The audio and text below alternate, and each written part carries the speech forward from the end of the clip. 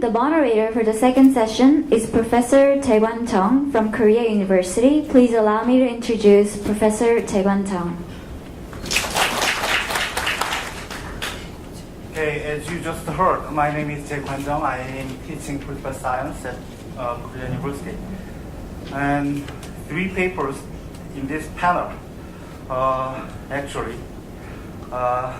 engage in the topic that I'm working on. So I'm very glad to read these 3 papers and make the comments and have a discussion with you. And we have 3 very interesting and brave papers in the second panel. Brave in the 2 sense. First, you now learn a lot about South Korea from the first panel. And now we are going to learn about conflict and cooperation outside of South Korea. All 3 papers are comparative work. 1 paper compared 2 cases and the other 2 papers compare more than 2. 4 were several cases in the Middle East. So these are very brave in the sense that comparing 2 or multiple different cases in a very short essay. And in the second sense, 3 papers try to make their own arguments in their papers. I realize that all 3 paper givers are female, so I'm now free to say her own arguments rather than his or her. So you are going to listen to unique arguments made by the people at the same age as you are. And in these 2 senses, all 3 papers are very brave in terms of making intellectual efforts and attempt. And let me make another introducing comments to start the second panel. That is common with the first panel. Now you learn that conflict is inevitable in our society or in the political system. So presence of conflict is not the main issue. The more important issue is how the conflict can be managed effectively or wisely. So all 3 papers try to talk about conflict management system in different political contexts. So we can learn some lesson from the case of Arab Spring or from the case of India and Nigeria. So we have 3 papers, but 1 paper giver did not attend this great conference because of the visa problem. But she sent a video file, a 3-minute video file, and EPIK staff will present the paper on her behalf. So we are going to have some time to listen to the paper that was supposed to be presented by another person. So we are going to start the second panel by the presentation of Huri Kim from the UC Berkeley. And her paper is about Arab Spring. And the subtitle is Conflict Really Better Than Cooperation? The second paper that is going to be presented in the second panel is the conflict management system and democracy in multinational societies, comparing India and Nigeria, presented by Jimin Han from Clement McKenna. And the third paper is going to be presented by, that was supposed to be presented by Niyat Gandhi from National Law School of Indian University. The title of the paper is To Fight or Not to Fight, the Revolution Conundrum, focusing on the Arab Spring as well. But Mrs. Gandhi could not attend the panel as I mentioned, so Jung Min-yeol will present the paper for Gandhi. So now we'll know the rules of presentation and the rules of comments, right? So every paper giver has 20 minutes to present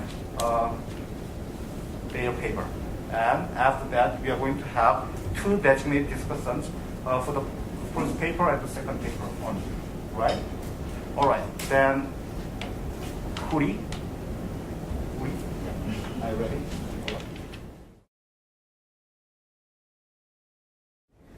Good afternoon, everyone. My name is Huri Kim, and I'm an undergraduate student studying political science at the University of California, Berkeley. First of all, thank you so much for having me today. It really is a great honor to be back here at the conference. So today I'm going to present the Arab Spring as a case study to assess when conflict is better than cooperation, and further, whether conflict is better than cooperation at all, by analyzing the causes, process, and results of the Arab Spring.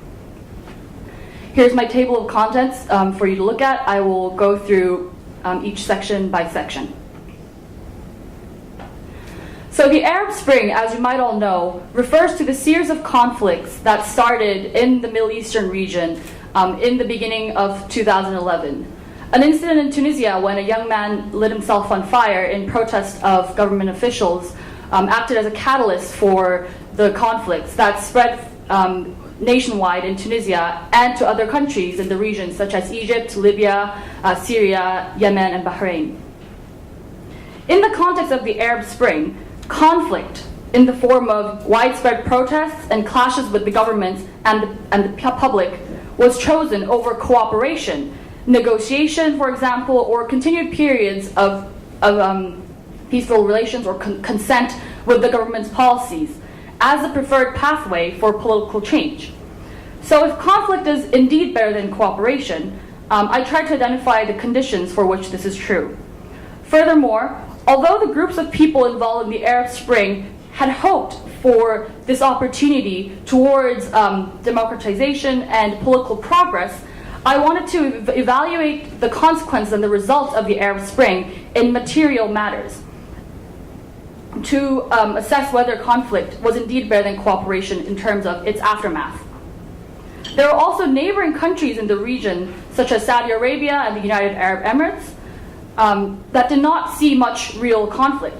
And the contrast, I thought, with these countries would help provide some counterexamples to when conflict is better than cooperation. So, in my paper, I try to address, first of all, the conditions under which conflict was better than cooperation in the context of some of the countries involved in the Arab Spring through the causes and process. I do this by looking at the political and socioeconomic context, as well as providing some comparison with other countries in the area and previous studies in other regions in transition in different time periods. Another big question in my paper is whether the results of the conflict prove that conflict was better than cooperation. And I look at the regime changes after the Arab Spring, increase in civil liberties, as well as economic growth. So there are three factors that provide the conditions under which conflict was better than cooperation in this region at this time. And although I acknowledge that not every country, region, or time period is identical, I believe that there are some common factors that could be identified. So the first is the lack of democratic tradition in the Middle East. A lot of the countries in the Middle East, like Egypt, Tunisia, Libya, had been controlled by autocratic leaders who have ruled their respective countries for over 20 years. And in sustaining their long-term rule, they had controlled political competition as well as the media. Political opposition was repressed by the governments, and journalism, for example, was widely controlled. In this process, the leaders were criticized by the international community, oftentimes for their disregard for human rights. And this can be compared to studies of the transition from socialist Eastern Europe in the 90s, or in South Africa and El Salvador, in which more moderate forms of protests were repressed by the governments. So the people, like in the Arab Spring, were forced to choose an alternative method to get their political expression towards the government, because cooperation was difficult. The second condition is prolonged economic crisis coupled with corruption. The Middle East had the highest unemployment rates in the region, especially in its increasing youth population. The youth unemployment in the Middle Eastern region had peaked up to about 25% across the region and up to 30% in countries like Tunisia. In these economic conditions, the political and economic elites, however, had little incentive to change their interests because their survival and their profits benefited from the biased policies of the government, which were corrupt. And in this process, the governments lost their legitimacy, and people saw breaking from the old regime as a preferred option, then bridging into a new regime from the old regime as a basis. And this can also be compared to other cases that I've mentioned. The third, and perhaps the most important factor, is the strength of the protests.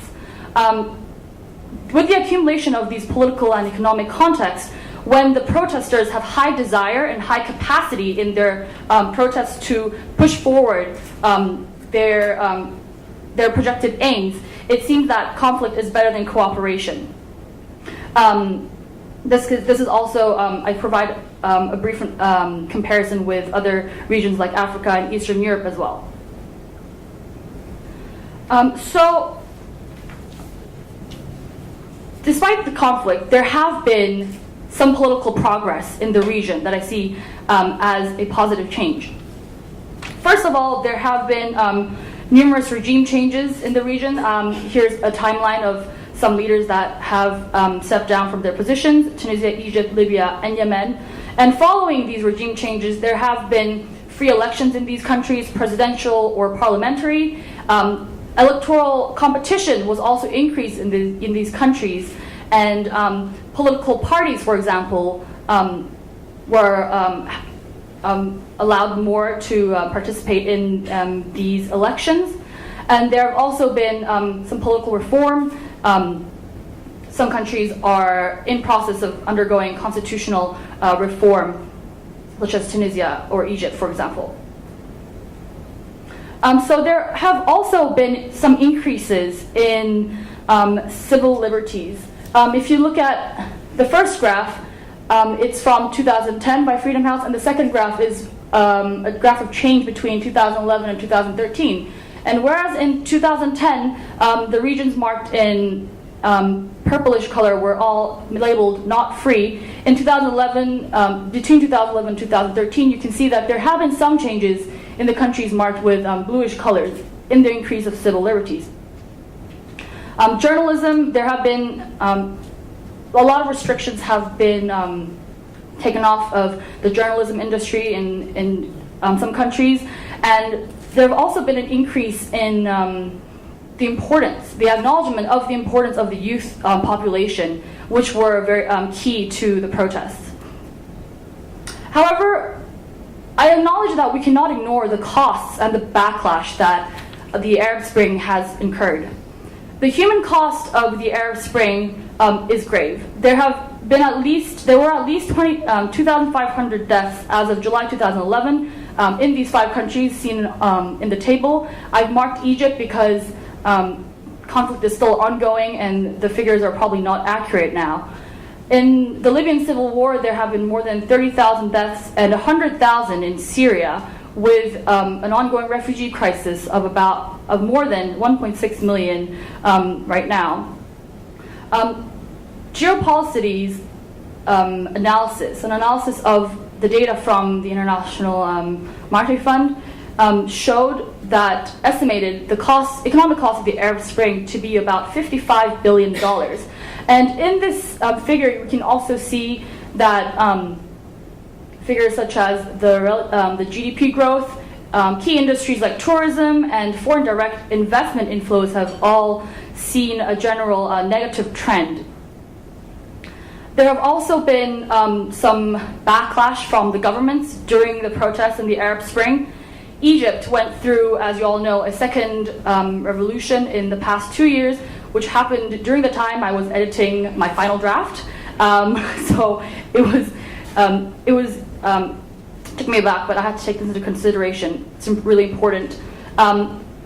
Syria is a picture from Homs, which you see in the news all the time. The government is continuously repressing the people. There's ongoing conflict in Syria. And in Bahrain, the protests were actually crushed by the government with the help of Saudi Arabian forces. However, I argue that the economic recovery and positive outlook gained from the Arab Spring is more valuable, and it outweighs the costs of the Arab Spring. If you look at this graph, the real GDP growth forecasts show a general positive trend and outlook from 2011 to until 2013. Key industries like tourism are making a recovery in countries like Tunisia, for example. This is a graph from data from the IMF as well. You can see that Libya went through a very drastic decrease of GDP growth in 2011 and then a very drastic increase in 2012, and it's now stabilizing. And other countries saw a dip in 2011, and they're now also recovering. In this period, it is crucial for these governments to recover political stability as well as the government's legitimacy. And they need to do this through institutional and regulatory reform by strengthening governmental and non-governmental organizations, increasing civil society participation, as well as enforcing business regulations to increase foreign investment, for example. Solving unemployment is also another big issue that needs to be addressed in the region. And by realizing the potential of the youth, for example, and matching their skills with the needs of the market through private-public cooperation, sector cooperation, is very important. So in this section, I provide a contrast to why the Gulf monarchies did not see much conflict or political change during the time of the Arab Spring. So firstly, different regime types tend to have different degrees of regime stability. And it's interesting to see that Saudi Arabia, UAE, and Bahrain were all hereditary monarchies, which were seen as more stable in this study by Tyrrell and Hagnius, whereas Tunisia, Egypt, and Libya were all republics with limited multi-party systems, with elections being held for the show for the government. And they all transitioned. They are all in periods of transition right now. These Gulf monarchies did not see a threat to legitimacy in contrast to the countries that were involved heavily in the Arab Spring. The governments in Saudi Arabia and United Arab Emirates, for example, enjoy higher degrees of popularity, and they scored much higher on the corruption perception index as well. These Gulf monarchies are also all oil exporters. Sorry, there's a typo in this slide. And the relative economic strength and stability enjoyed by these countries also contributed to their prolonged political stability as well. And the protests in these countries were also relatively weak. Protests in countries like Bahrain, as I mentioned, were rapidly contained. And because of the relative economic strength of countries like Saudi Arabia, they quickly made concessions to the people. The Saudi Arabian king promised a huge jobs and housing package for the people, for example. So, in conclusion, in the context of the Arab Spring, conflict was better than cooperation as a method for a drive for political change. Under lack of democratic tradition, prolonged economic crisis related to corruption, and the strength of protests. And we can also see from the contrast with the Gulf monarchies that regime type and regime stability also may have contribute to the involvement, the relative different involvements of the Arab Spring. In terms of the results, despite the short-term costs, and although the costs cannot be undone, I believe that the political progress that some countries have showed until now, as well as the economic recovery and the positive long-term outlook for the region in general, seems to outweigh the costs. I also acknowledge that there's a lot of countries that are still under conflict, Egypt, Syria. A couple of days ago, I read something about Tunisia as well. So there are lots of questions that remain unsettled that I could not fully cover in this paper alone as well. Thank you for listening. You have actually left a lot more time to us. That is a good thing for the other presenter and the audience as well. The next presenter is Jimin Han.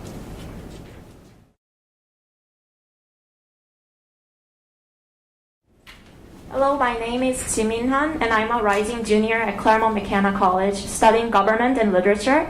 And I feel very grateful to be here and at the same time very nervous. And I smile when I'm nervous, so you should know that I'm very nervous right now. So the title of my paper is Conflict Management System and Democracy in Multinational Societies, Case Studies in India and Nigeria. As you can see, it's a very long title, so I'm first going to start off with explaining the title of my paper, how I came up with this title. So when I first saw the topic given by the East Asia Institute, when is conflict better than cooperation, the first thing that came up to my mind is that when a society has a great conflict management system, although this seems very simple and plain answer to the given topic, I thought this is a good starting point if you focus on this when is conflict better than cooperation, because not all conflicts are better than cooperation in all circumstances. So that's how I got to write about the conflict management system. And you will initially have 3 questions about the title of my paper. What is conflict management system? And how can this promote democracy? And why did I choose to write about India and Nigeria in particular? So I'm first going to address these 3 questions and then move on to the body of my argument. So what is conflict management system? It literally means a system that manages conflict. And how does it work? Through the interaction between conflict and conflict management mechanism. So by conflict management system, I refer to this whole box of the relationship between conflict and the mechanism. And your next question must be, what is conflict management mechanism? There are many political, social, economic factors that manages conflicts, but in my paper I grouped them into 4. Political institutions, elite behavior, rule of law, civil society. And political institutions could again be breakdown into political parties, electoral system, and whether the country is unitary state or federal state, and whether the country has presidential system or parliamentary system, and the country's constitution. So let's suppose that a society has all these elements of the conflict management mechanism. So what happens if conflicts erupt in that society? How can conflicts be better than cooperation? I'm now going to examine the positive functions of conflict in relation to democracy. First, conflicts expose underlying problems of a society. So conflict is a signal that people give to their leaders. Like, oh, look at here, there's something wrong in here. You've got to solve this problem. So the leaders, they change their political agenda and they try to solve the problem by taking many actions.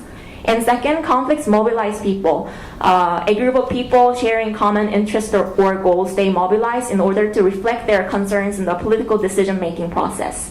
And as a result of these 2 functions, conflicts could reallocate resources. And what I mean by resources here is that it could be either economic resources or it could be political decision-making power. So on the whole, conflicts could promote representative and deliberative aspects of democracy. It represents more people's more interests, and in the process of solving the conflicts, people should deliberate. The elites deliberate, the public deliberate, and elites and the public deliberate together. So this way of looking at conflict can shift the paradigm of viewing the relationship between conflict and the conflict management mechanism. So the prevalent model is the unilateral model. We commonly think that conflict is something bad, that we should eliminate conflict or ameliorate conflict through the use of conflict management mechanism. But the bilateral model that some scholars argue, which this paper advocates, says that conflict is something that should be prevented through the mechanism. But at the same time, conflicts do have positive functions, and that is conflict could generate conflict management mechanism. So we are going to look at this bilateral model more closely. And so for example, when a conflict happens in a society, Let's say that society has a functioning conflict management mechanism. The elites try to solve the conflict by, let's say, they make a new clause in the constitution. So that's just the conflict led to the building of new political institution, which is a new clause in the constitution. And then that in turn, the new clause in the constitution will prevent the similar conflicts that might happen in the near future. So this producing and preventing is kind of like a feedback cycle between conflict and the mechanism. And from that concept, there's this terminology I coined as the sensitivity of the conflict management system. So a conflict management system is sensitive when the feedback cycle is very active. If conflicts lead to a development of new mechanism, and that mechanism helps to prevent future conflicts, then that society has a sensitive system. And I argue that the sensitivity is determined by one, existing mechanism, and two, political culture.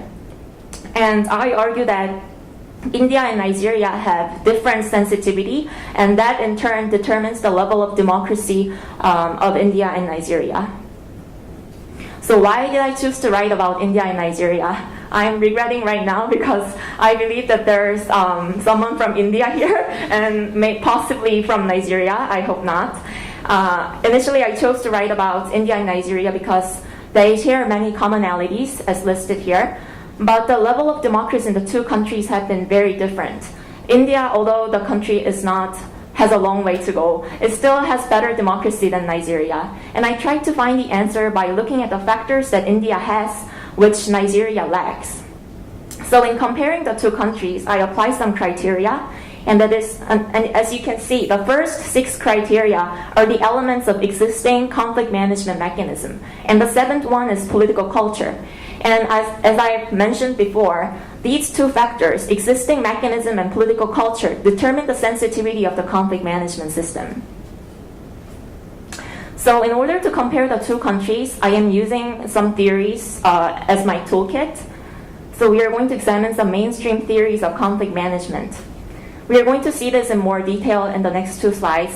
But the biggest difference between the power sharing and power dividing is that power sharing is mainly sharing power among the elites, whereas power dividing not only divides power between the elites, but also the division of power between elites and the civil society.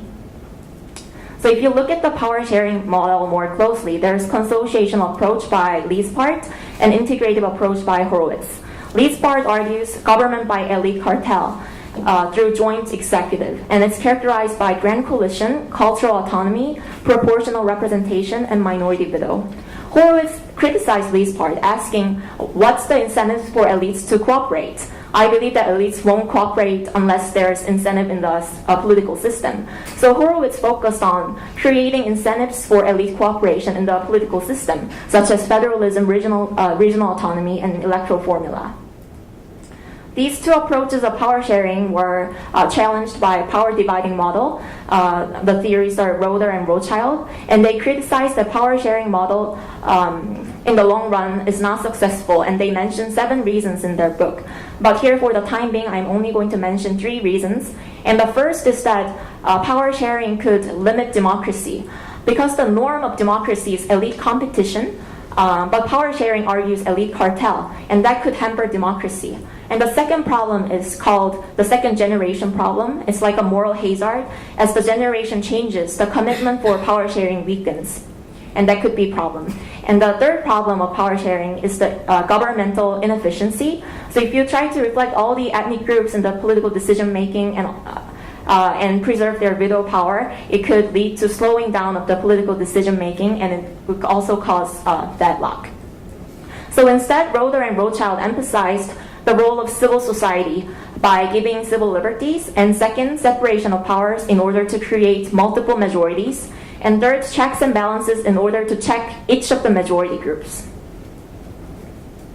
So now that we've looked at all the theories, we are now going to compare India and Nigeria, and I'll first start off with political parties. India is a very inclusive Congress party called the Indian National Congress, INC, and it is formed during the colonial period as a local organization fighting for the independence. And since it was a fight against foreign influence, it garnered support from people all across political, religious, and linguistic spectrum. So INC was inclusive from the birth. And after Nehru, the leader of the independence, passed away, his daughter Indira Gandhi took over, and she displayed autocratic disposition. So the opposition parties formed a coalition party called Bharatiya Janata Party, BJP. And so INC was inclusive from the birth, and BJP is a coalition party. So basically, if you look at Indian government, it is coalition government, and that was conducive to power sharing, and also party identification with caste. I was surprised that in India, even like the lowest caste people, their voter turning out rate is higher than other groups. And that is because even the lowest caste identify themselves with one particular party, and they reflect their concerns through that political candidate. In contrast, Nigerian political parties are narrow and exclusive. The Nigerian political parties were first formed during the colonial period as well, but then it was different in Nigeria because Nigeria is divided into 3 regions, and in the north the dominant group is Muslim and the tribe is called Hausa, and in the southern west part there is Yoruba, and they're a mixture of Muslim, Christian, and animist. And in the southeast there's Igbo, they're hard to pronounce, and they're mainly Christians. So each of these different dominant ethnic and religious groups formed their own parties. So there were mutually exclusive 3 different parties in Nigeria, and that was very different from India. And next we look at the electoral system. Both countries have a single-member district plurality system, and in India plurality system fared well better than Nigeria because its favor inclusive party system does not disfavor minorities. However, in Nigeria, if you think about a single-member district in Nigeria, a person who gets elected through that system will be someone from a dominant ethnic and religious group. And once he gets elected, he has very little incentive to cooperate with the minorities because he's going to get elected anyways, regardless of the minority votes in the plurality system. So it has been detrimental to democracy in this winner-take-all environment. And now if we examine the federalism, both countries are federations. But in India, it's decentralized federalism. And this is due to the cultural policies in the constitution, which we will examine in the next slide. And Nigeria has very centralized federalism. And this is partly due to the military legacy. But more importantly, it's because of the monocultural economy, which is oil resources. So the central government controls all the oil revenue. So each of the local government has to be dependent upon the central government, and that intensifies patrimonial ties between the central and the local governments. And when you have huge power gaps between the power units, it's really hard to share power because one unit has to be dependent upon another unit. And let's look at the legislative and executive relations. India has a parliamentary that is conducive to centric regional parties. So India's geographic and demographic scale and diversity is such that it needs a wide-ranging decision-making body such as parliament. And Nigeria's presidential system has been very pathological, and that is not the problem of presidential system per se. For example, power dividing model, they advocate presidential system because they believe that it fosters separation of powers. But in Nigerian presidentialism, separation of power is very hard to occur because, as I mentioned before, there's this mutually exclusive 3-party system. So it exacerbated ethno-regional conflicts because each group is worried that if a leader from another group becomes the president, then his group is going to die out completely. And now look at the cultural autonomy in the linguistic and religious policies in the Constitution. Indian linguistic policy is also called 2+1 policy, and this 2 stands for Hindi and English for official administrative purposes, and 1 is a local language of the state. So this helped to create dual identity among the Indian publics, whereas in Nigeria there's no particular linguistic policy in the Constitution. And India and Nigeria are both secular states, but Indian secularism was implemented well in practice. It does not favor one particular religion, but it interferes in the religious disputes when necessary. Whereas in Nigeria, secularism did not happen in practice because of the severe opposition between Christian and the Muslim. And civil society is also a very important element of the conflict management mechanism because it gives signal to the political elites to take actions and resolve conflicts. India is very active NGO sector, but this alone is not a sufficient condition for conflict resolution. A government has to be responsive to the civil society. And India, that was the case. The civil organizations are closely tied with party officials, so the demands of the civil society were reflected into the political decision making. But in Nigeria has pretty vibrant civil society, but the government has been very unresponsive. And this is due to the military legacy, because they suppress the needs and wants of the people. And also the self-interested political party system also created unresponsive government. So when you have unresponsive government to the civil society, no matter how loud civil society demands something, that demand is not reflected into the system, so it does not lead to the creation of new mechanism, and that leads to the low sensitivity of the conflict management system. So far, we've looked at the factors of the conflict management mechanism, and now I'm going to explain political culture. So why didn't I include political culture in the conflict management mechanism? They're not separate concepts, but I distinguish the two because I think the political culture is different from other elements in the conflict management mechanism, because political culture affects the performance of other elements in the mechanism. What I'm saying here is that suppose the two countries both have presidential system, so they have the same political institution. But depending on the political culture of each of the countries, the performance of presidentialism can be very different. So when examining the political culture of the two countries, I'm first going to examine the elite culture and then proceed to the public culture. So India and Nigeria, the early leaders both were familiar with democratic principles and institutions because of the British education. But in India, that translated well into the actual implementation of democratic principles and institutions, whereas in Nigeria, the democratic tendencies of the early leaders were faced by a huge countervailing force, and that was the three-party system. So even the leaders of each of the parties were democratic. In vying for the political power, paradoxically, they degenerated into undemocratic leadership. And if you look at the public political culture, India has this dual identity, as I mentioned this when I'm discussing the linguistic policy. So Indians view themselves both as Indian as a national identity, but they also have regional identity as a member of the state, and that goes together. Whereas in Nigeria, regional identity comes first and then national identity. In this system, it's hard to resolve conflicts because there's little unity in the public sentiment. And in India, there's relatively high trust in the political institutions, whereas Nigeria does not. But one hopeful thing about Nigerian public political culture is that it has very high support for democracy.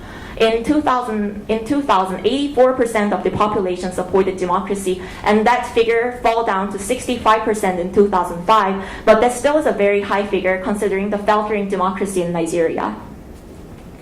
I talked too much so far, so I'm going to wrap up. So my first conclusion, conflicts could be better than cooperation when a society has a sensitive conflict management system, and this sensitivity is determined by 1, existing mechanism, and 2, political culture. And my last final advice is that leaders should focus on raising the sensitivity of the conflict management system rather than trying to eliminate conflicts. Because worse than having conflicts is having an insensitive conflict management system. Thank you very much. Thank you for finishing your presentation in time. You said you are writing junior? Okay. And I guess it's your first experience to present your idea to the audience. Okay. Given that this is your first experience, you did a great job. So don't be nervous anymore. All right, the last presentation.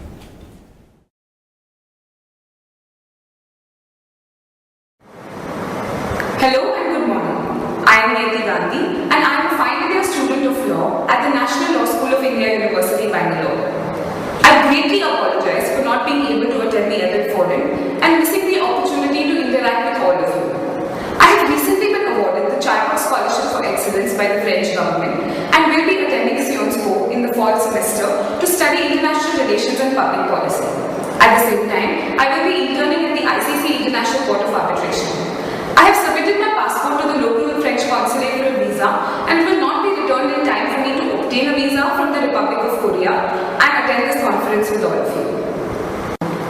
The paper I have written for EPIK 2013 is titled The Revolution Conundrum, to fight or not to fight.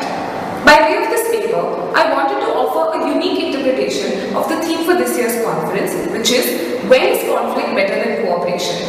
I have used the examples of the revolutions in Tunisia, Egypt and Libya to express that when a society is repressed, cooperation and cooperative techniques will be largely futile, and conflict in the form of a revolution is essential to obtain real change. I have also compared and contrasted the experience of these now fledgling democracies with the largest democracy in India, the Republic of India. In the recent Lokpal movement, we saw that it was essential for a revolution to occur to alert the government that there is discontent among the masses. However, the movement largely failed because of the failure of both parties to revert to cooperative techniques. Through the presentation of my paper, you will see how both conflict and cooperation have a significant role to play in bringing about stability and democracy to the nations in the world. Through the illustrations of the Arab Spring and the Lokpal movement in India, you will understand that conflict and cooperation are not competing means. Instead, they are values that will help bring stability in democracy when used harmoniously and in context of every situation. So if one were to ask again, when is conflict better than cooperation? It must be understood that it is essential when the society's voice is being suppressed and they have no real means of recourse. However, if the parties fail to revert to cooperative techniques after such recourse is offered, the movement will tend to fail. Before I take your leave, I would like to thank the organizing committee of EPIK 2013 to allow me to participate in this conference by way of this video and the presentation by the EAI intern. I would also like to offer my heartiest congratulations to all the other finalists. I look forward to reading your papers in the EAI journal and watching your presentations on YouTube. Thank you so much for your time. Good afternoon. My name is Jungmin Yeo, and I'll be presenting the paper, The Revolution Conundrum, to fight or not to fight, on Ms. Gandhi's behalf. This paper essentially analyzes how nations with an autocratic government seek to redress their grievances. It studies the various stages a nation goes through in the attainment of democracy, and notes that both conflict and cooperation are essential for a revolution to lead to a successful democracy. Since the theme of the conference is, when is conflict better than cooperation, the ultimate finding is that conflict is essential when recourse is unavailable. But when you're engaged in a dispute with a party that wishes to engage with you or offer you another option, it is essential to use democratic techniques. It further goes on to study a functioning democracy to see whether it has a similar revolution pattern. This paper studies 4 revolutions, those in Tunisia, Egypt, Libya, and India. Please note that in this paper, the author has likened popular uprising with conflict and engagement with the government as cooperation. So let us start with those in the first category, the non-democracies. To give you a brief overview, the Tunisian Revolution, or the Jasmine Revolution as it is popularly called, was the first domino to fall in the Arab Spring. Millions of Tunisians took to the streets to protest the injustice of the status quo in the nation. A month of protests by the people drove out the Tunisian President Ben Ali, and after 23 years of what can only be called dictatorship. Here we note that the dispute was between the people of Tunisia and the government. It is essential for us to take note of what Tunisians were seeking for and question whether they were in a position to reach their goal without the cooperation of the part they are conflicting. The Tunisians were seeking to end the dictatorship and reduce the unemployment rate and regional economic disparities. It is safe for us to assume that when a dictator holds the power for 23 years, it means that he doesn't wish to step down. Though Tunisia was being popularized in the media as experiencing an economic miracle of growth, the people were discontent given that the growth was limited to the major cities. Popular sentiment was that the government did not care for the people as it did little to address the issues of unemployment and inflation. So how could people seek redressal? For example, in a democracy, the people would have the option of voting in a new government at the next election, or there could even be the possibility of a no-confidence motion being passed in Parliament to dissolve the existing government at the earliest. There was no such mechanism available to the people of Tunisia. Therefore, conflict was essential. People revolted and Ben Ali fled. We must realize that although cooperation was not the right means to achieve the end the Tunisians sought, it is a means essential to the post-conflict development Tunisia seeks. Cooperation is significant in the process of making a peaceful transition to democracy. The Islamist party in power after the elections could not cooperate with the secular society because they could not reconcile their religious ideals with day-to-day compromises which good governance demands. So currently, nothing has improved, as you can see from the unemployment statistics.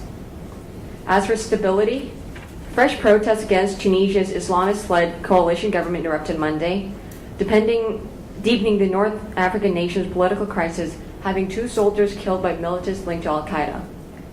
Another important trigger was the assassination of an important secular politician. The police used batons and tear gas against protesters who tried to break into local government offices in the center-west city of Sidi Bouzid, cradle of the 2011 revolution. Once democracy is installed, cooperative techniques are indispensable. Every stakeholder needs to be heard.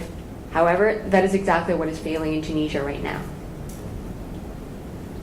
Since we have now laid the foundation, let us proceed at a faster pace. So the revolution in Egypt. Egyptians, similar to Tunisians, fought to end the dictatorship and write a new constitution. The protests at the Tahrir Square were a spark that finally led to the ouster of Mubarak. In addition to the lower inflation and unemployment rates, Egyptians also sought for freedom of expression. Mubarak, like Ben Ali, was an autocrat. He held power for 30 years, and for most of his 30-year career, Egypt has been in a state of constitutional emergency. In other words, police powers are extended, constitutional rights are suspended, censorship is legalized, and the government may imprison individuals indefinitely and for without reason. The law sharply limits any non-governmental political activity, including street demonstrations and non-approved political organizations. Hence, again, conflict was inevitable. It is to be noted that when such a situation arose during the Indira Gandhi regime in India during the 1970s, the people battled using litigation, no confidence motions in parliament and in the press. This gives us a fair understanding that what the Egyptians were waging the war against. And President Morsi, who was installed after the 2011 election, made a similar move, passing an emergency law. And again, their protests broke out against him. This again is an instance of a government failing to accommodate the views of the people. In such a situation, conflict united people to protest and raise awareness. However, it is cooperation that will give meaning to the conflict and take a step for a real change. Now moving on to Libya. Gaddafi is a stranger to none, and his atrocities are widely known.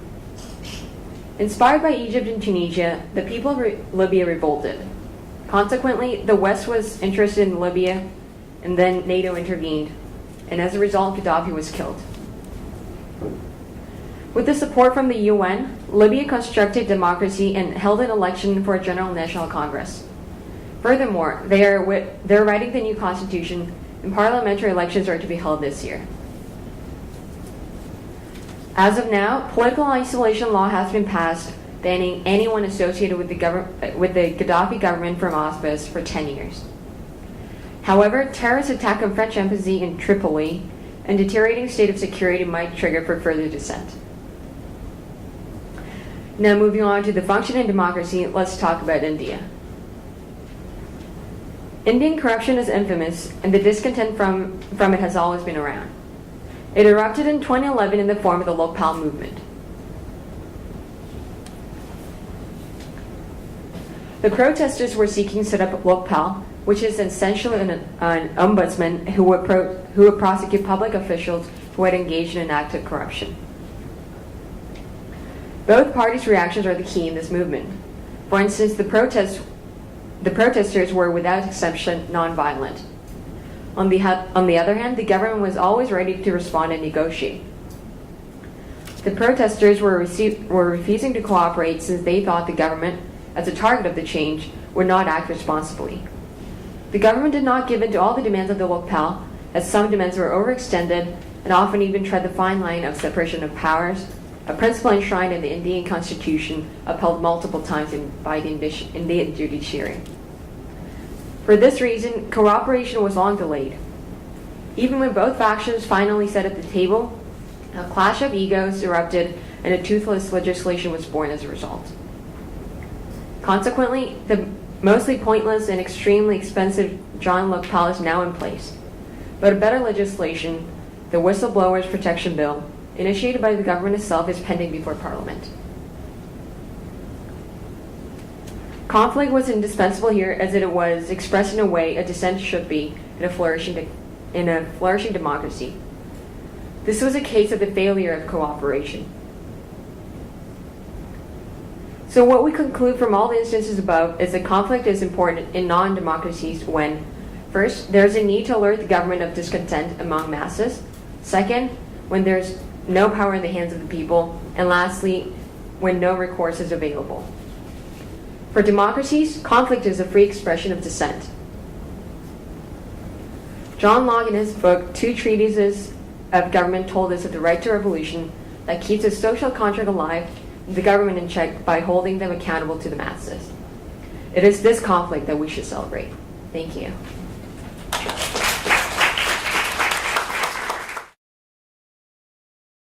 Okay, we have two designated discussions for the first paper and the second paper. I think it is great tradition the EPIK Spider people have been establishing. Most discussions, I think, were the participants in the previous EPIK conference. So some of discussants presented their idea and thoughts in the previous conference and now sitting in discussion seats. So my impression is that when they presented their idea as a paper giver, they were very nervous and very stressful. As you see, I know the first experience is always very stressful and nervous. But in the next year, when you become a discussant, you become very professional and give very constructive and critical comments on the paper that your friends and colleagues wrote. So that is very good professional training. So we will listen to two very professional comments from two designated discussants on each paper.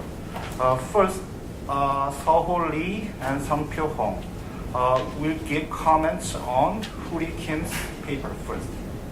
First of all, thank you for your presentation and paper. I really enjoyed it and I hope I can write it like this. Honestly, I cannot write unless I'm really enforced by someone else's, but thank you for your presentation.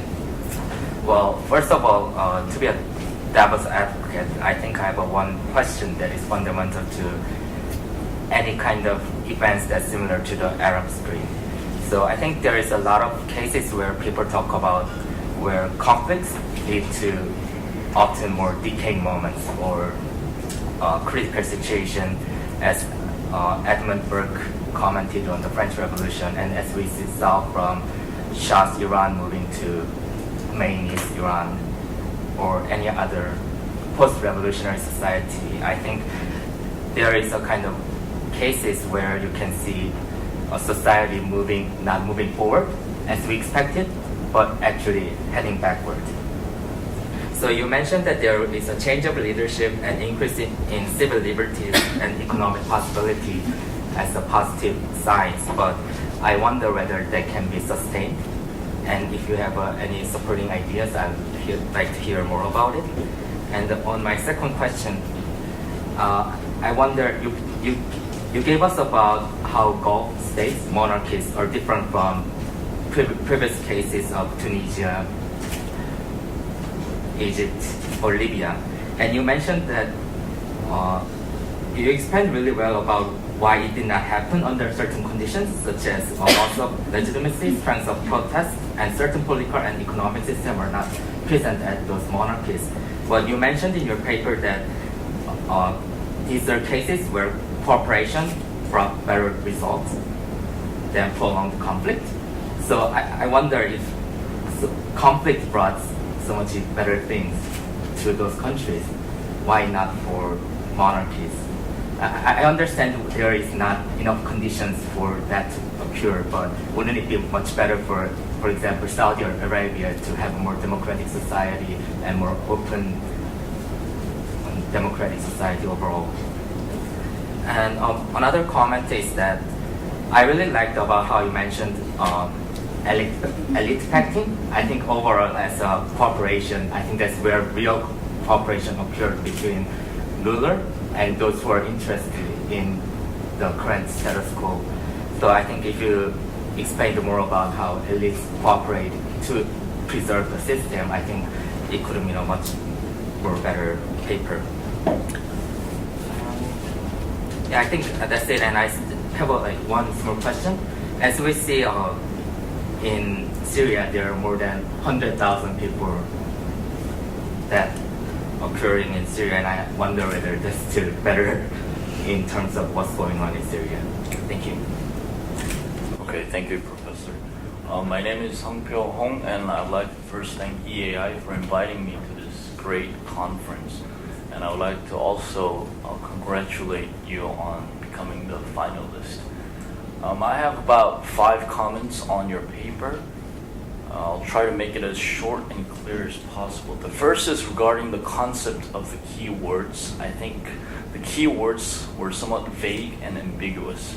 I have 4 things that were quite ambiguous, starting from the first one. What is your standard for what is success? You define the countries that succeeded as Tunisia, Egypt, and Libya, whereas you define the countries that did not succeed as Syria and Bahrain. However, looking within Egypt, there are still protests going on. Also, the elected president, Mohamed Morsi, was taken down recently. And I don't know how we can call this as a success. Also, in case of Tunisia and Libya, also protests are going on. So your standard of what is success and what was not success was quite difficult to understand. And the second thing was the exact question that you were trying to answer. The title of this thesis is The Arab Spring. Is conflict really better than cooperation?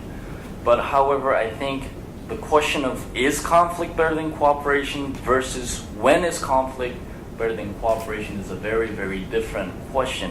The former asks the answer of yes or no, where the latter asks requires the answers of specific circumstances for the question.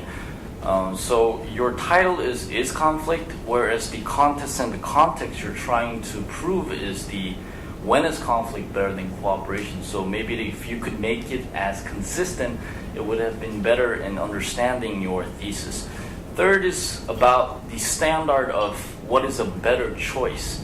To my analysis, you seem to mention that democracy and democratization was a better choice for the people. I would like to put a question mark on that. I think that's very different from people to people and country to country. So what was your standard on deciding what was a better choice? Because this is the criteria for choosing between conflict and cooperation. And last but not least, I think it would have been better if you could define the terminology of conflict and cooperation. Once again, to my analysis, you seem to label cooperation with the government as in the phase before the Arab Spring, whereas you seem to label conflict with the government after the Arab Spring. But as written in your paper, when you explain about the phases before the Arab Spring, you mention in your paper that people were repressed political opponents, the government repressed political opponents, they controlled the media and disregarded the human rights. My question is, how can we call this a cooperation with the government? You know, the exact definition of cooperation could differ from people to people, but I think there's 2 critical factors that need to be included when you define the terminology of cooperation. First, you need 2 independent actors. These independent actors should have the right to decide. The second thing is that these two independent actors should have mutual benefit. On the first condition, two independent actors having the right to decide. I'm having the question, does the people have the right to decide on what they want? Second one, does the government as well as the people have mutual benefit in this case? The government wants to prolong their authoritarian regime, whereas the people want to break that regime. In this case, my question is, was cooperation, was it an option from the beginning of this incident? If that's the case, I think the Arab Spring would not have been a great example in proving the question of when is conflict better than cooperation. The second comment is about your conclusion on the comparison between the republic and the monarchies. You mentioned in your conclusion that monarchies prove to be more stable political system than republics in the face of political transition. I could not agree to this idea. In this case, politically speaking, both the republic system and the monarchy system had the following two commonalities. First, they both lacked political freedom. People did not have the right to speak. Second, the government suppressed the uprisings of the people. However, what was different in this case was, I think, the economic status. If we look at the GDP per capita research by IMF in 2012, the three countries that you labeled as republics, Egypt, Libya, Tunisia, were all 119th, 54th, and 102nd, respectively. And in case of monarchy countries that you labeled, UAE and Saudi Arabia, they were 6th and the 29th. So political system matters. However, my opinion is that what's more important is the economic status of the people. So if you could have more emphasis on the economic status, I think it could have been a more persuasive. And reversing that emphasis on political system versus economic situation, I think that could have been a more persuasive argument. Third is about your conclusion. My belief is that, as you mentioned on the second paragraph on your conclusion, that political institutions are being constructed and consolidated, and furthermore, the economy is continuing its recovery and will continue to do so along with increasing political stability. As you acknowledged and the audience acknowledges, there's still protests going on and still there are instabilities. And I think that wasn't it quite too early to draw the conclusion that future prospects are positive and the economy is going to be increasing continuously. And the fourth and the fifth is quite minor thing, but the fourth comment is about you're trying to draw the conclusion of when is conflict better than cooperation through the cases of Arab Spring. However, in your paper, you mention about only 5 to 6 countries specifically. So I think if you're trying to draw the conclusion from the incident of Arab Spring, I think you need to include other countries that also experience Arab Spring, such as Algeria, Jordan, Morocco, Iraq, or Somalia. In this case, I think when you have further research, when you include this, it could be a more constructive and more informative thesis. And last but not least is about the bibliography. You had 51 bibliographies and more than 40 were from internet sites and more than 30 was from freedomhouse.org. So when you make further research, I think it's better for you to have more journals and books. If you include that, I think it could be a more productive and a constructive thesis. Thank you very much. All right. Thank you so much, Sung-pyo, for your very serious comment. And let me ask you, how many hours did you spend? One of the designated discussants in the previous panel told us that he spent 5 hours. So can you beat him? It took me 5 days because... 5 days? Right. The reason is because I really wanted to avoid this topic because Arab Spring not only includes one country, but it includes almost 20 countries. So it took me quite a few days to analyze all the situations in the countries. So it took me about 5 days. very impressive. Thank you very much, sir. Actually, you did some research on the Arab Spring to make some comments on the paper of Arab Spring. That's very impressive. Thank you. If you want to have some time to digest the comment, you might have, right? Then why don't we have the comment from the other two designated discussants on the second paper? Who is going to be first? Hello, my name is Minju Kim. First of all, thank you very much for your excellent paper and presentation. I appreciate the quality of your paper. It was an excellent read.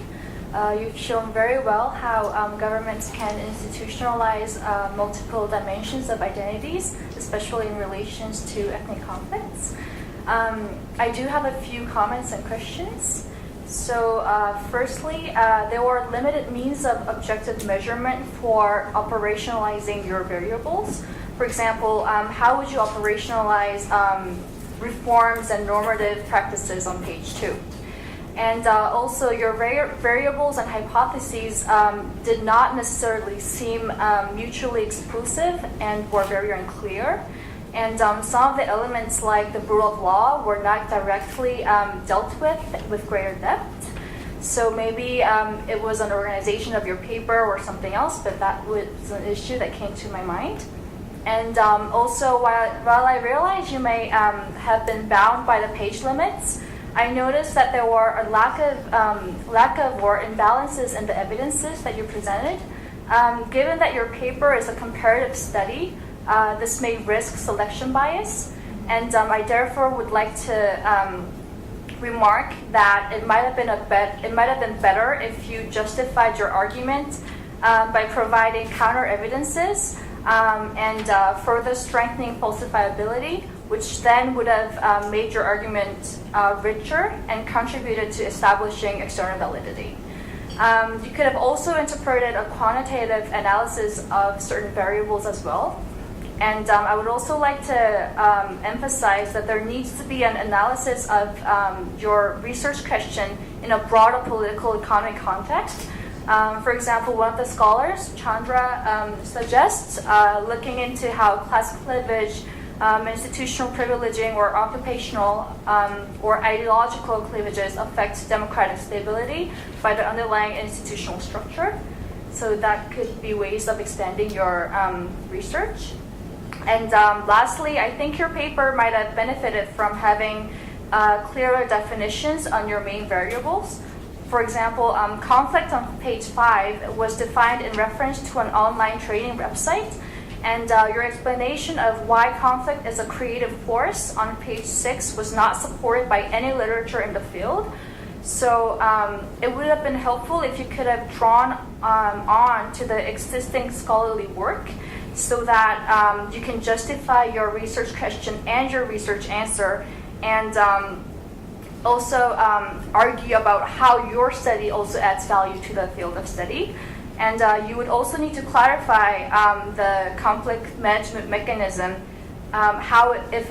whether it's conducive to democratic stability or democracy itself. Because in your paper, it says that it's conducive to democracy, and you're mainly arguing that it prolongs stability.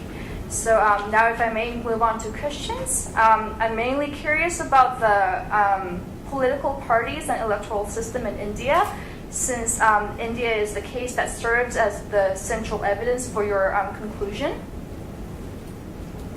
So maybe taking on the integrative approach, changing coalition structure often implies changing interests. And maybe looking back on your cases, I'm curious to know which interests were prioritized by the coalitions, and if you have looked at the stability, like the duration and number of the coalitions as well, and if you have seen how the coalitions were maintained. So basically, what were the main socioeconomic, societal, and political group conflicts, and what divides India, and which interests brought different groups together, and why wasn't this possible in Nigeria? Also, you mentioned that the Congress Party is inclusive and protective of minorities. What are the incentives of the party, and how is that manifested? For example, are there relevant policies? the Congress Party is the dominant party in India, and so I'm wondering if there has been a meaningful alteration of power, because the government and NGO relations or the government and labor union relations that you mentioned could also be concerns for patronage. And you've actually mentioned that this structure was really an effective patronage system. I would like you to maybe clarify on that or provide more explanations on that. And I also am curious if you have looked into the actual breakdown of the proportionality in the cabinet appointment. Was there equal or fair representation, or was there not? And often the PR system, the proportional representation system, is often criticized that it facilitates stronger partisan preferences. And the plurality system is criticized to distort translation of votes into seats. But you argued that the plurality system in India does not disfavor geographically concentrated minorities. However, this may be unique to India's case because, if I've noted correctly, statehood is only accorded on the basis of ethnic criteria, such as linguistic, regional, and tribal criteria, and politicians thus have intense incentives to mobilize ethnic groups to demand their own states. So how would you generalize this structure? And my last question is a very broad one, but according to Duverger's theory, the number of parties depends on the level of social cleavages and the permissiveness of electoral systems.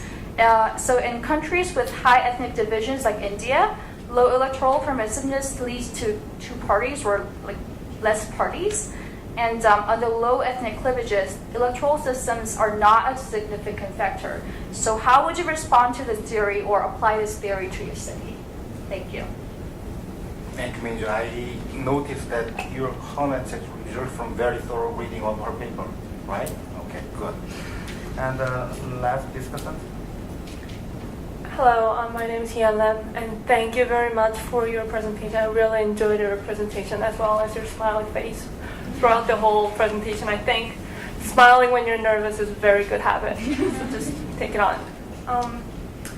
I think the paper has a really great and thorough breakdown of the two countries' political mechanisms, but at the same time that because you're bringing out too many mechanisms and factors of those two political states, I found out that you are overlooking some of the details of each factor. So sometimes I wonder how this factor specifically manage conflict well and how conflict is reflected in the new mechanism that you are producing.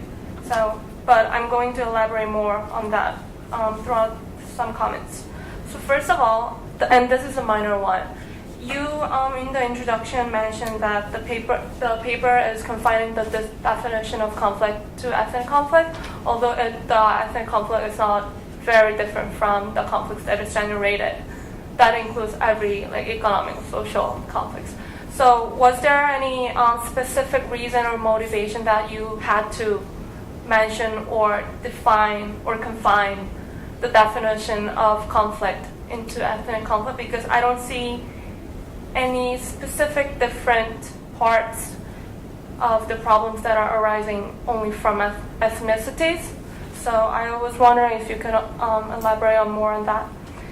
And second point is that, so the overall image that I got from this paper is that it is hard to grasp the concrete idea or the conclusion from the paper, other than, so you're just saying that with better democracy, we can manage conflict very well, which will bring about positive outcomes.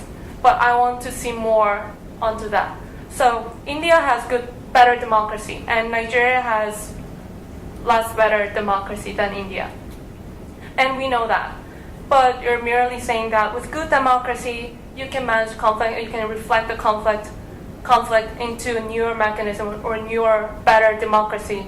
But with less better democracy, you cannot do as well as what India does.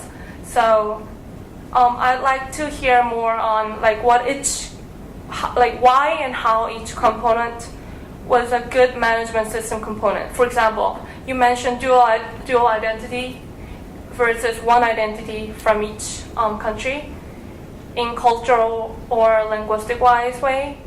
But how and why conflict managed better in those two circumstances? Why dual identity was better than one identity?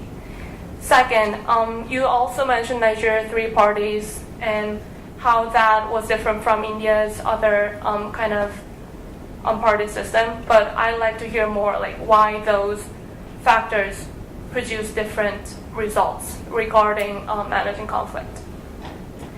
My next point is that I was expecting more details on the feedback system because you were emphasizing more on bilateral system. But I feel like there was not sufficient way that you showed how conflict was producing and generating newer mechanism. You're just listing existing mechanisms and how popular, as well as political culture, and how those two different countries have different political culture and existing mechanisms, but you did not actually show how conflict was reflected to each of those two components, because you were mentioning that there were bilateral flows, and then that means that there has to be a flow over going on and on. So I'm expecting more details on that part. And this can be just me who didn't understand the paper very well, but I feel like it is a redundant thesis or generic thesis to say that you can have a sensitive management system if your existing mechanism is sensitive. So it is sensitive when it is sensitive. So I think we need more ideas on how to break that cycle. So we need some external factor or external influence that can break that cycle. And you should be able to make sensitive mechanism even though when your existing mechanism is not sensitive. So that was my question. And lastly, and again, this will go back to the comparison between conflict and cooperation. So in each country's case, why was conflict a better choice than cooperation? You just showed that in the good democracy, conflict was managed very well, so it produced a very positive outcomes. Whereas in Nigeria, it failed to manage and reflect the opinions of the conflict, and it failed to be receptive to those influences. But why was bringing out that into an external social agenda, why was it better, and why was it inevitable? I mean, the conflict is inevitable, but why was it inevitable to bring it out as a political and social issue? So that was my question and comment. Thank you. Okay, those are very sensible comments, I think. And I think two paper givers are now ready to respond to discuss the comments, while Huri is responding to the comments from her discussants. Jimmy, you can have time to digest your discussants' comments, all right? Okay. Thank you very much, Mr. Lee and Mr. Hong, for your very insightful comments. Actually rung so many bells in my head because they were actually very similar questions to what I would have asked if I read this paper if it was not mine. So I would really like to address your questions one by one very thoroughly. So for your first question, Mr. Lee, and something that Mr. Hong addressed as well, is this political progress, economic recovery sustainable? And in the midst of these ongoing conflicts, will this really lead to better results? I would say yes and no. It is too early to say that the outlook is positive as of now, but I also did not want to conclude, I didn't want my conclusion to come from an intuitive or a very hopeful, sentiment that people say, oh, the Arab Spring will be better. That's why I try to examine the results in terms of concrete, economic recovery graphs and figures, and I believe that for the time being, at least, there is some change going on, and there is some progress. Like in Tunisia, although conflict has erupted again, on the political level, they have elected a constituent assembly, I believe.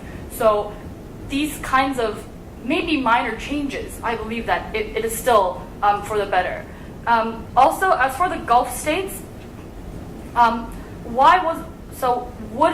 would conflict have been better for these countries? I don't think so, because like Mr. Hong pointed out, I actually thought I completely agree that the economic status and wealth enjoyed by these countries is actually a very important factor. So because these countries actually, I think, have smaller populations, more wealth, I don't think there is much more incentive for them to engage in conflict with the governments when most of the population is actually quite happy. As for elite pacting as a means of cooperation for the protests, and cooperation for transition, I completely agree that it would have been a stronger part of my paper with further research, but unfortunately I'm not a comparative politics concentration actually, so there wasn't enough time for me to perfect my understanding of literature related to comparative democratization, but I think it really does provide a good contrast between protests as conflict and elite pacting as a cooperation.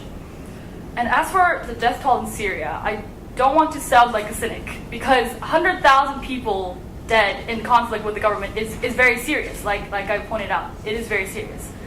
However, here in a more hopeful note, if at least the conflict in Syria brought this country to the attention of the international community that something is going on in this country, if this helped them alert the world, maybe there is some, the wills of the people who have died in these conflicts, maybe it has some meaning.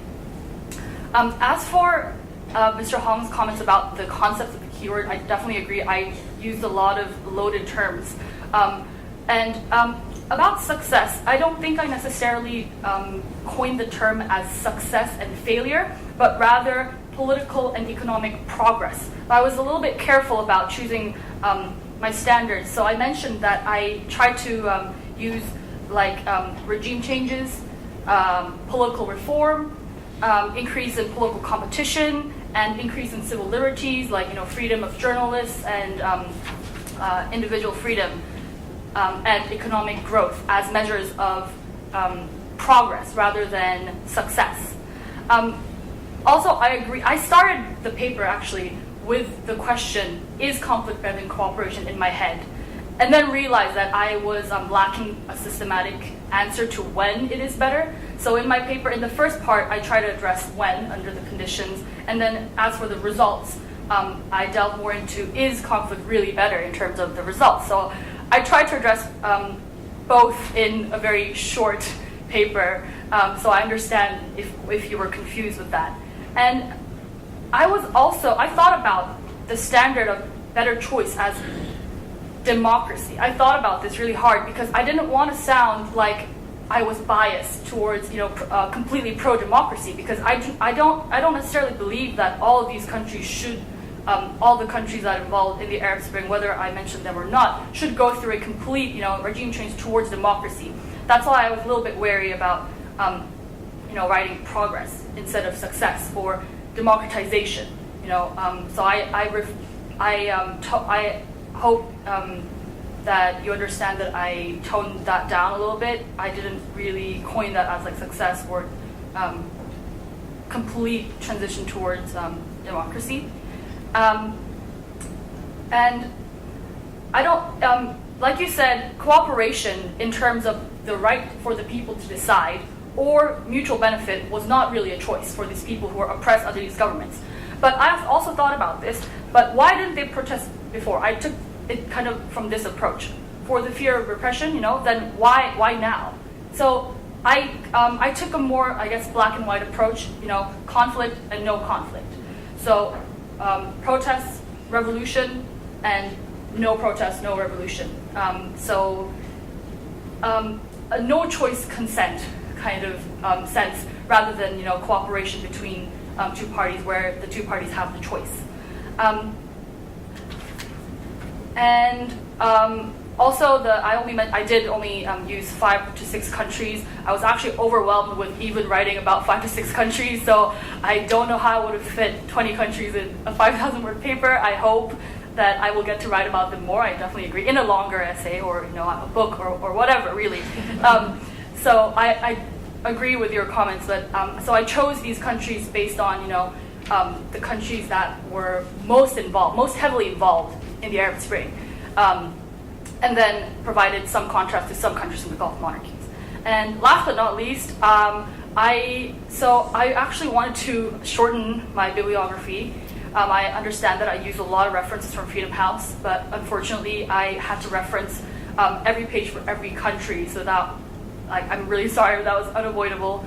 And as for journals and books, when I was writing this essay, I was actually wrapping up my semester abroad in France, and then I was home in Dubai without access to any kind of sophisticated libraries, so I could only I could only really rely on my school's online library system, which is actually there. So that's where the limited journals and stuff come from. But I also want to say that I actually preferred writing this essay with news articles, reports, and figures, rather than an extensive theoretical approach with books and journals of other people, because I wanted to try to draw my own conclusions from what happened and what kind of results it inflicted. That's why, I wanted to say that. Thank you. Okay, I guess you and discussants might have some disagreements on particular issues. So your discussion should continue, but not in this time. After the panel, all right? And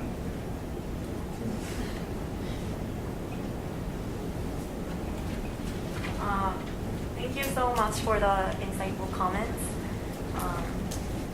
I'm not sure if I can answer all of the questions, but I'll try my best. Okay, so first... You are nervous, okay? Yes. Don't be nervous. Okay, so you asked that I didn't support my claim that conflict is a creative force. And I thought that cooperation, I should have limited my argument in multinational society in the page 6 of my paper, but I guess that was my mistake. So I believe that cooperation in multinational societies, I think that cooperation involves some kind of reconciliation. So one group has to give away some kind of privilege to another group. So, but conflict in opposition to cooperation, they're thinking about accommodating both groups' interests. So as opposed to cooperation, which involves moderate changes or one group losing to another group, conflict leaders deliberate hard in order to accommodate both groups' interests. So I thought that was creative force, because that creativity comes from deliberating what's the best system for our society.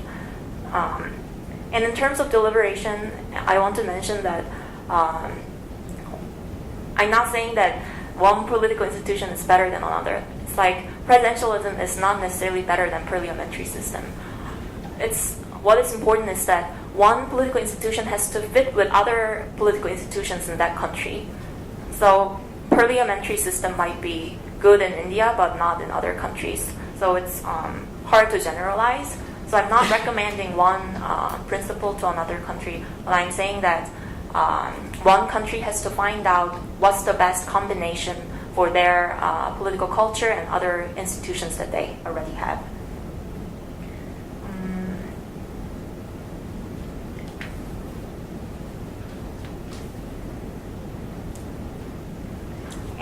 as for Ms. Lim's question,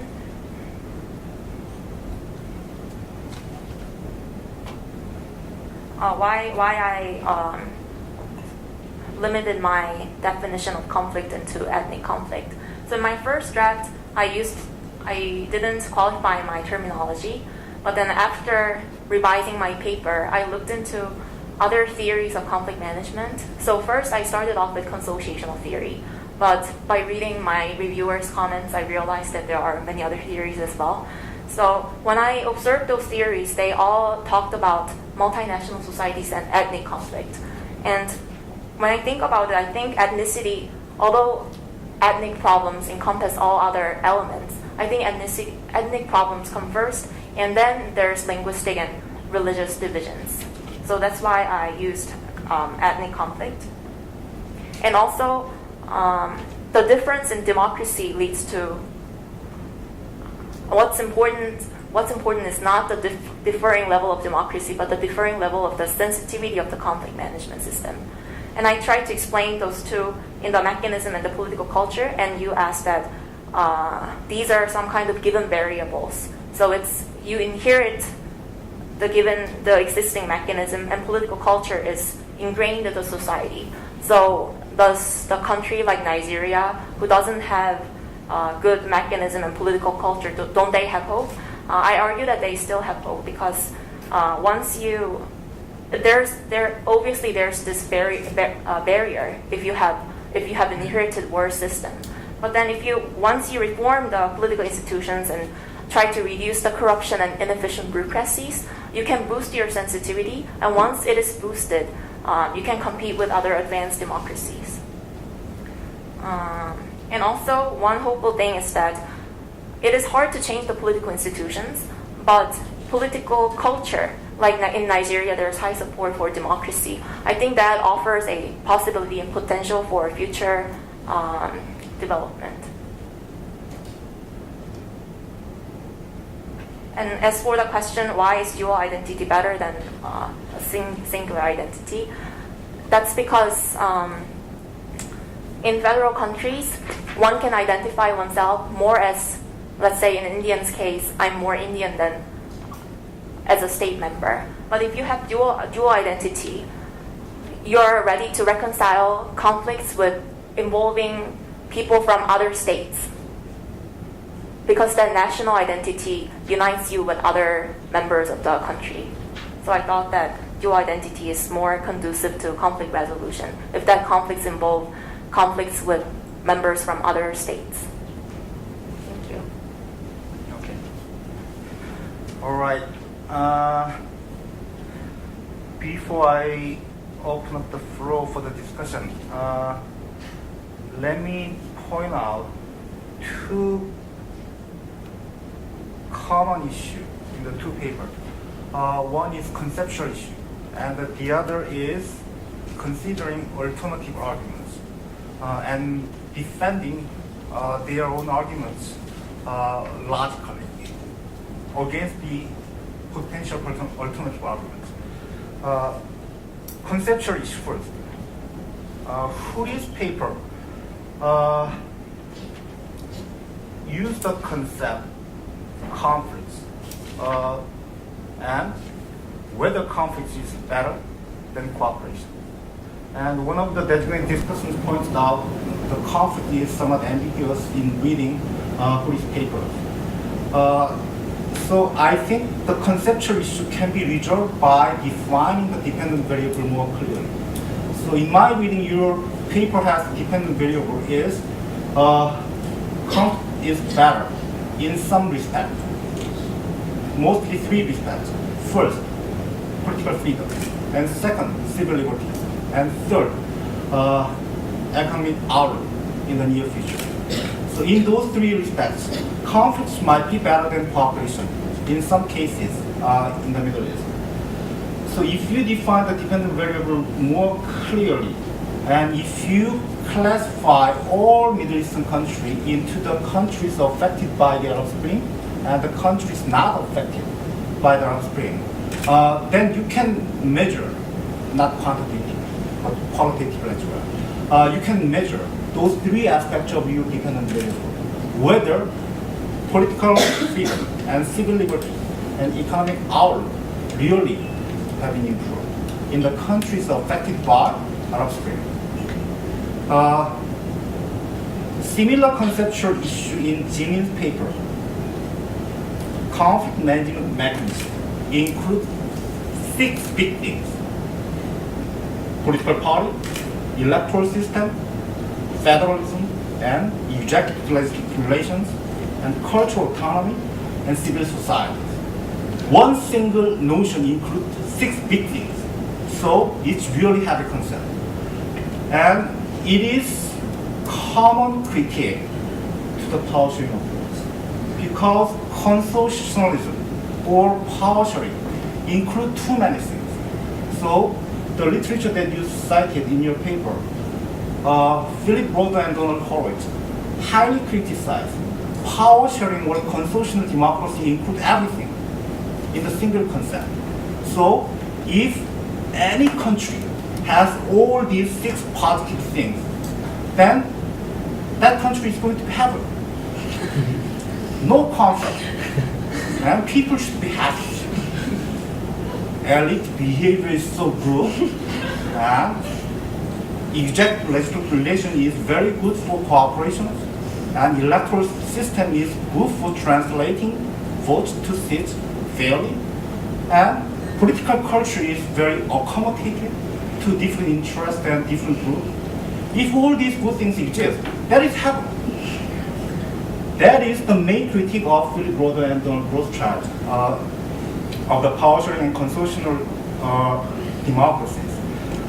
So, because you rely on the literature on power sharing and or power dividing, I think you rely on the same concept, very heavy concept, in a different name, conflict management system.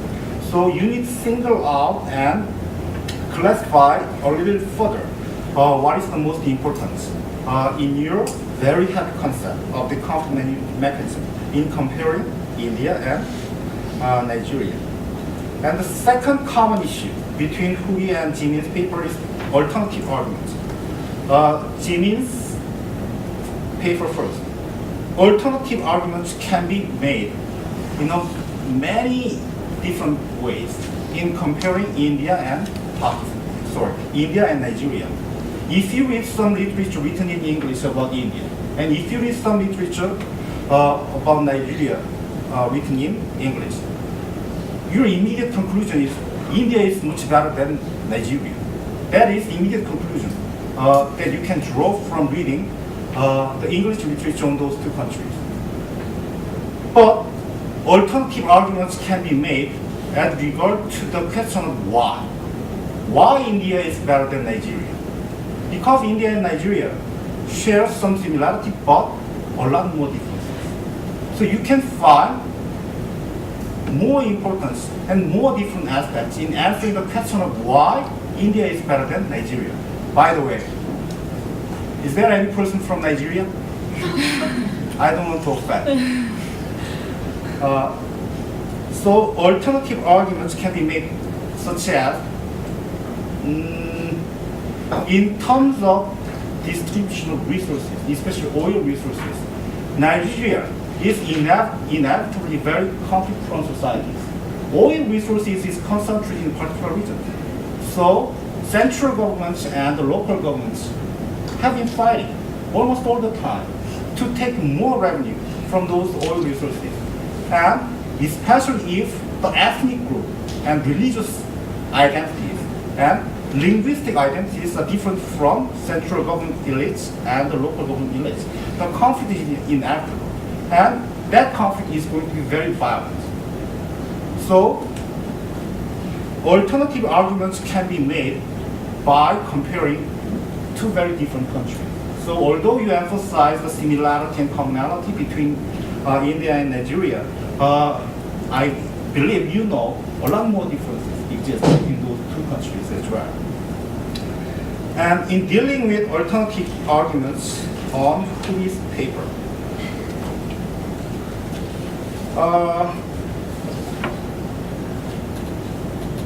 the comments from two designated discussants are very right. How do we know the Arab Spring is really good for those countries like Tunisia, Egypt, Syria, and Libya? How do we know? And Egypt and Syria are now having very violent and turbulent process. People are being killed. So how can you say the Arab Spring actually has generated a lot of positive change?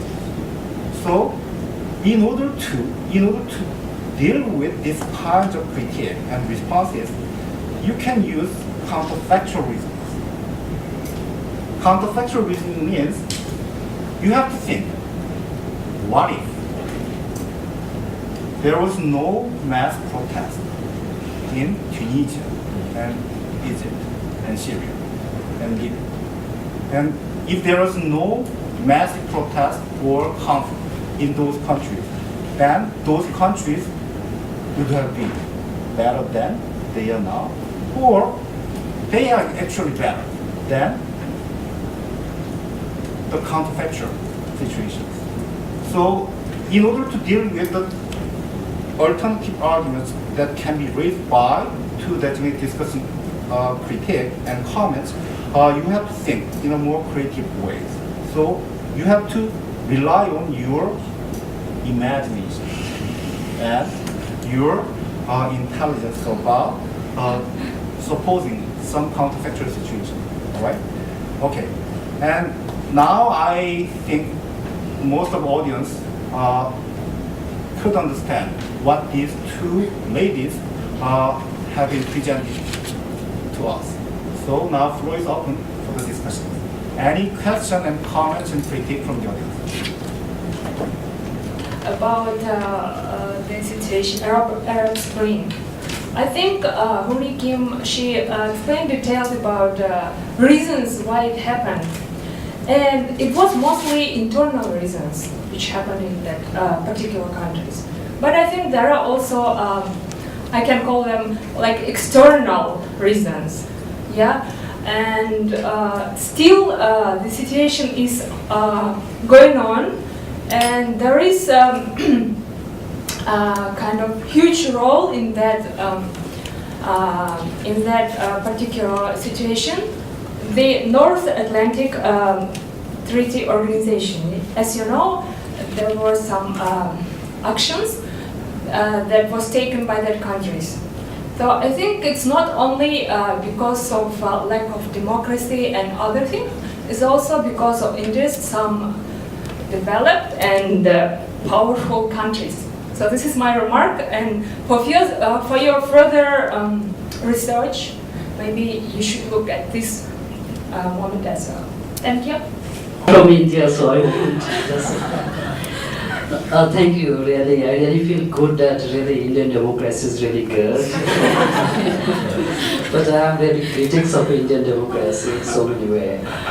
So, actually, the two presentations you talk about the Lokpal bill and Indian democracy and the revolution is very quite different from the Arab Spring because of we have a strong institution and democracy, and especially also a strong political party.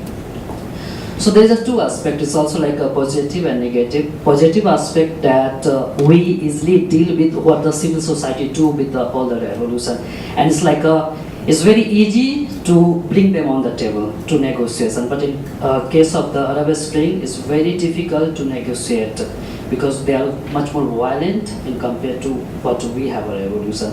There's a good part of the democracy. What is bad about that one? What we deal in, there's a very less chance to change actually. Arab revolution really changed a lot. But in case of the Indian revolution, because of the Lokpal bill, we didn't get a lot what we want actually. So that is a negative part of the also democracy because of the strong political party and institution. So a lot of negotiation also sometimes kill the wish of the people. So so that's I want to give a comment about that. Thank you.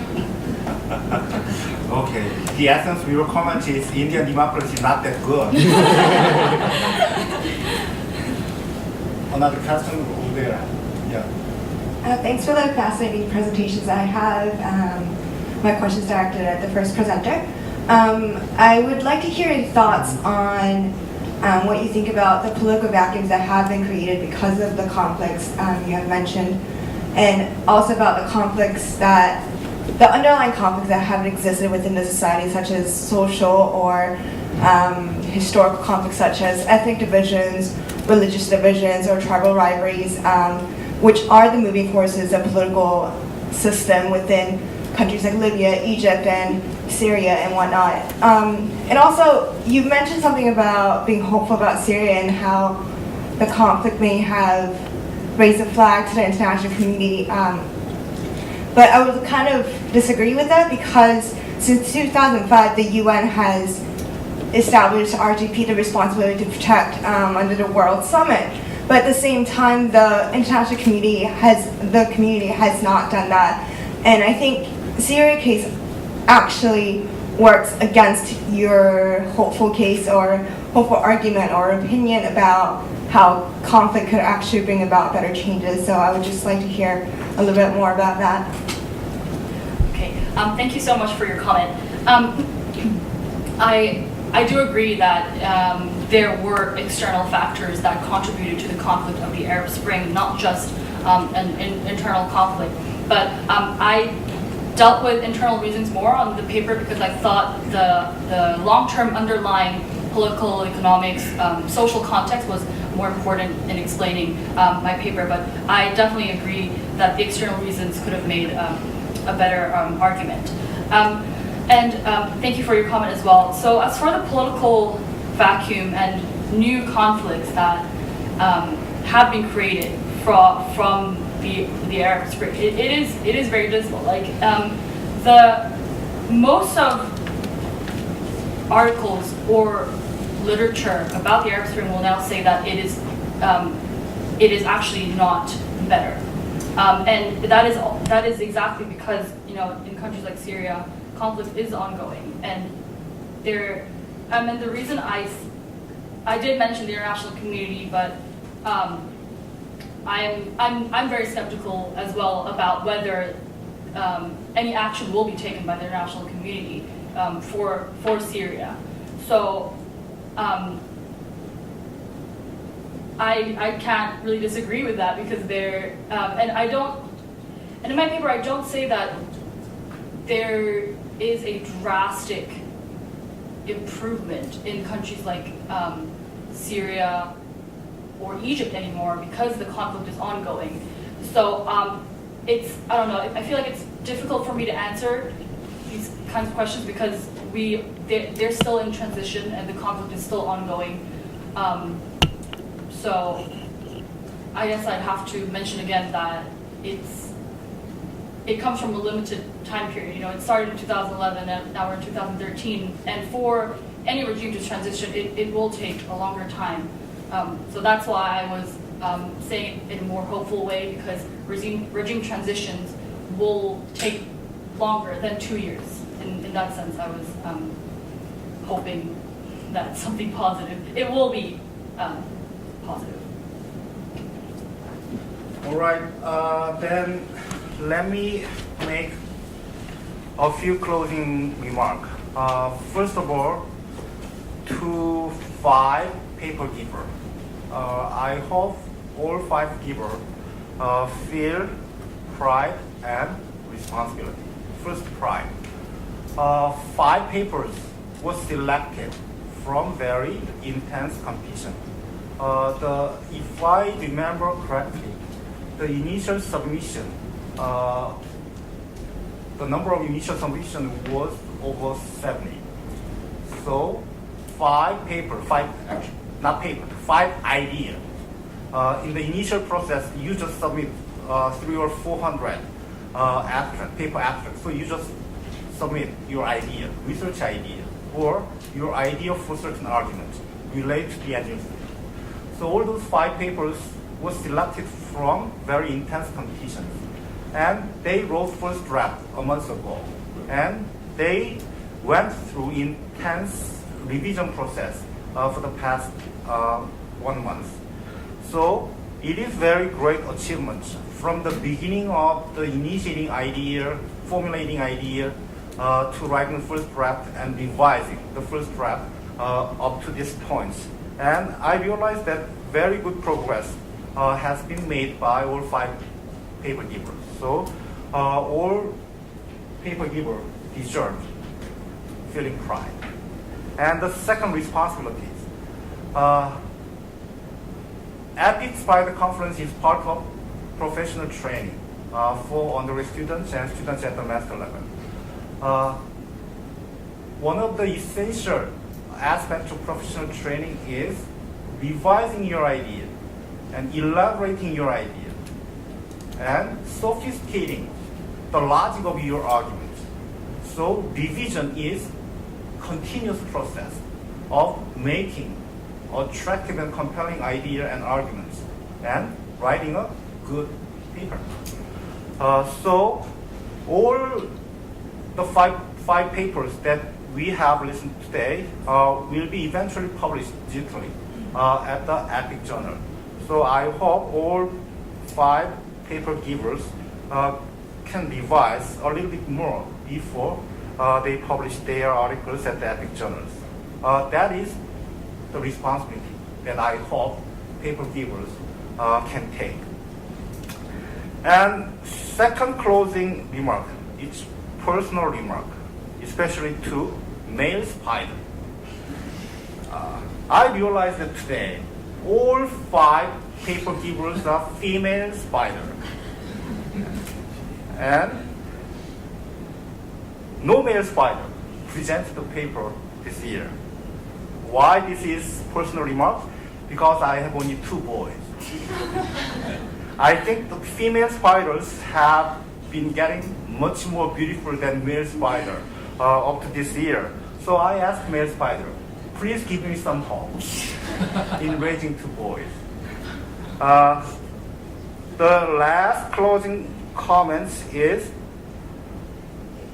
as the president of EPIK and the former participants of this conference explained at the beginning of this conference, this is great venue to exchange your idea and thoughts and arguments. And it is also great professional training process for people like you. And I know paper giver in the first session is more stressed out and more nervous in presenting their idea and papers in front of this big audience. And I also know discussants as well, very nervous in responding and making constructive comments and some critique to the paper givers. And I guess most of you experience this kind of professional training almost for the first time. And first experience means a lot of things. And it is very good starting point to develop your thinking and your thoughts about how to think logically and critically. So I appreciate all the paper giver and designated discussants to make the conference very enjoyable and very precious learning process, even to me. And all the other participants and attendants in this conference, as I mentioned earlier, a very great tradition the EPIK Spiders have been established. Paper givers turned into the discussion in the next year. And probably in some years later, paper giver and discussants will be sitting in the audience tables and asking some very sensible question to the paper giver or discussants. So it is very good tradition to be being built. So I guess everyone, and I hope everyone can participate in building this great tradition for the knowledge exchange between very brave and bright students at the undergraduate and master level.